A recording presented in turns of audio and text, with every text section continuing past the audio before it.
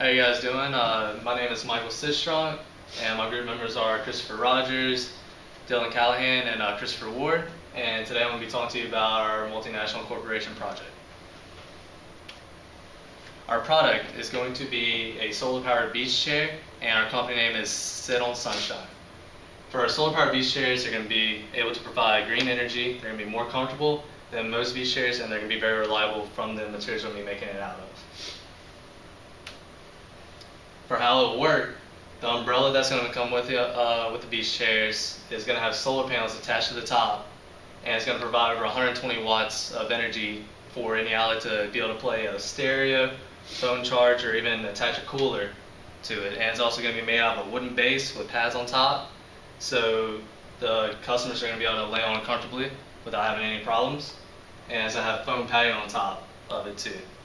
As for why we're making this is that all the people that are going on the beaches nowadays are bringing their electronics out, and they want to either be able to have their phone charging at all times or at least have music playing. That way they're having their best experience out there while being on the beach.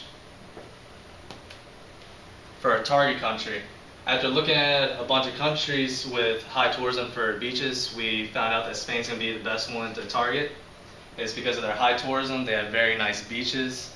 They're highly populated, and their resorts have been rated at the very top of any other resorts out in basically Europe. It's been rated pretty high. And how will we sell this product? We're going to reach out to any resort located in Spain, and they're going to receive many benefits with these chairs, including they're going to have to pay a one-time fee. We'll replace any chair with any type of technological issue. They'll have at least a 2-year warranty, and they can charge consumers rent on every single chair that they rent out to them. And we chose to target Spain because evidence has shown that consumers will buy this product due to the fact that it allows them to differentiate from their competition.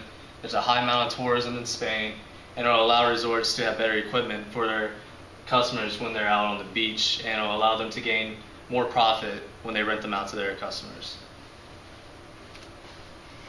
The supplies that we need for this product will include importing lumber from Canada for the wooden base. The exchange rate from Canada is $1 for $1.14 Canadian dollars.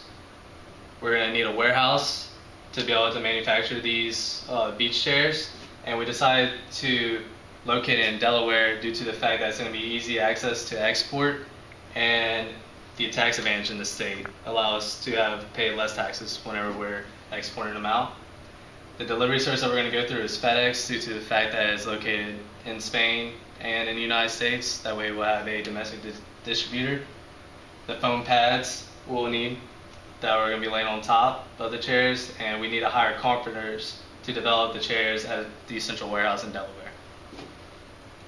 And all of our expenses is going to be paid in US dollars, besides materials bought in Canada, which is the lumber for the wooden base, and all the other items on the chair are going to be domestic items from reliable companies. Factors that are going to affect demand of this product is going to be inflation and the change of seasons. Inflation is going to affect it because if it rises in Spain, our product will look cheaper and more appealing to the consumers. If it declines in Spain, our product is going to look even more expensive, and resorts may not want to buy our product. So because of this, it's going to be the most important factor that we're going to have to be looking at. And then the change of seasons. In the fall and winter, there's not as much business on the beaches, and we're not going to have as many consumers. They might not want to buy our chairs. But in the spring and summer, it's going to be the peak of the business. That's when spring break is. And then the summertime, everyone goes to the beach. That's when all the high tourism is. For the trade data between the United States and Spain, this product is not a main export already. We're trying to branch out and make this our product. We want this to become a main export, and we're trying to reach out to the target group. There's going to be a survey. We're trying to reach out to Spain. If it works out in Spain, it can work in the US. So we want this to become a main export, and hopefully it will become that. As for import controls between Canada and the US, we have NAFTA, which allows free trade between both countries.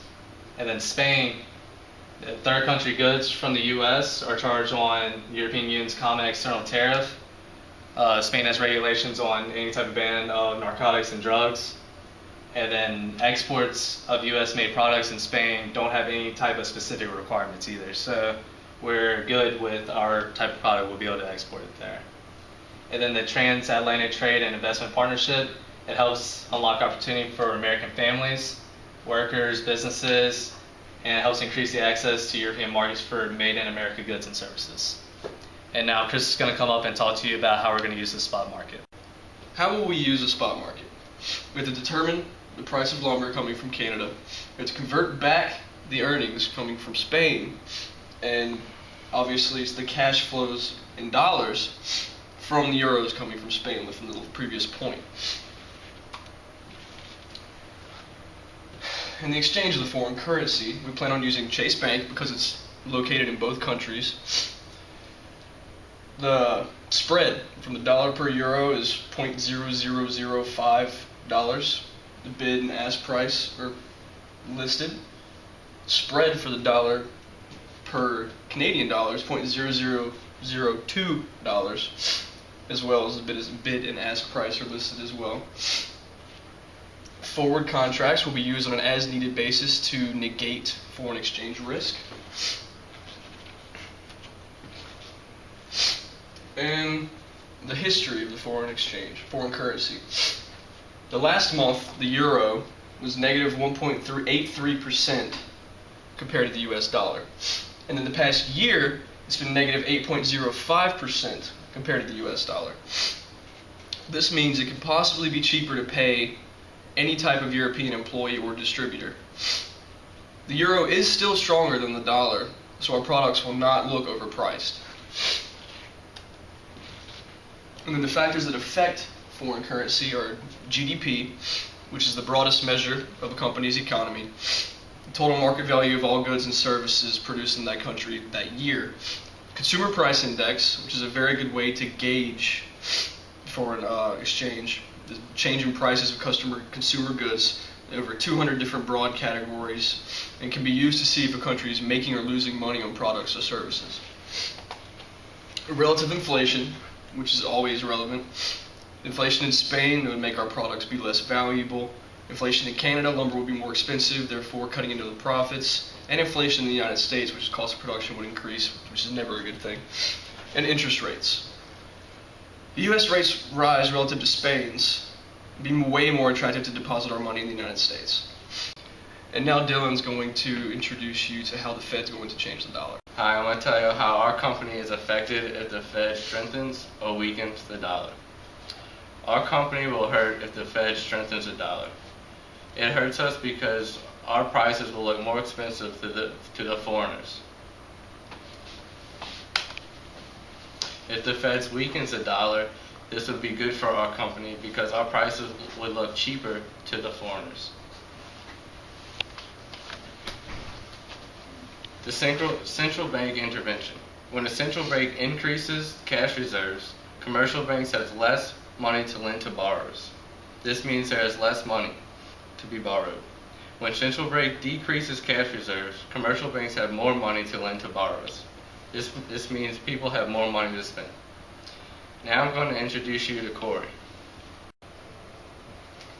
Alright, now we're going to look at some ways that we can limit foreign exchange risk through options and futures by hedging the currencies that we're trading with. We have two ways we need to look at it, purchases and the distribution. On the purchases end, we're going to be importing wood from Canada, and so we'll need to hedge against the appreciation of the Canadian dollar. And on the other end, we're going to be selling to Spain, and they have the euro, and we're going to want to hedge against the depreciation of that. And we're going to look at a few instruments that we can do that with. First, let's look at the purchases side. The Canadian dollar has depreciated 4.71% since July. This is a benefit for Sit on Sunshine because it means that we're able to purchase those products cheaper than we otherwise would have.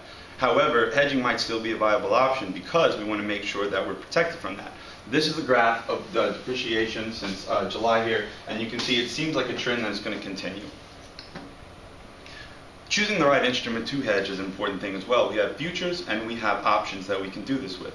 Options gives us the option to buy, but not the obligation, where futures obligates us to do it. The catch of it is, you can see here, the cost of the futures is much lower, although it obligates you, and the cost of the options is a little bit higher. This line represents the current spot rate, and you can see why the call and puts cross there. And also, the cost of hedging the Canadian dollar is most important because it is actually in our favor. So do we want to do that or do we not want to do that?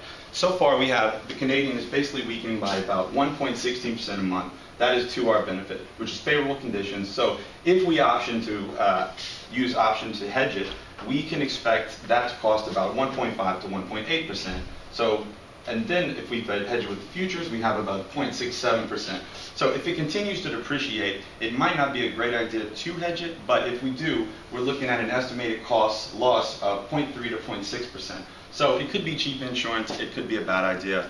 We'll have to look at that after we look at sales.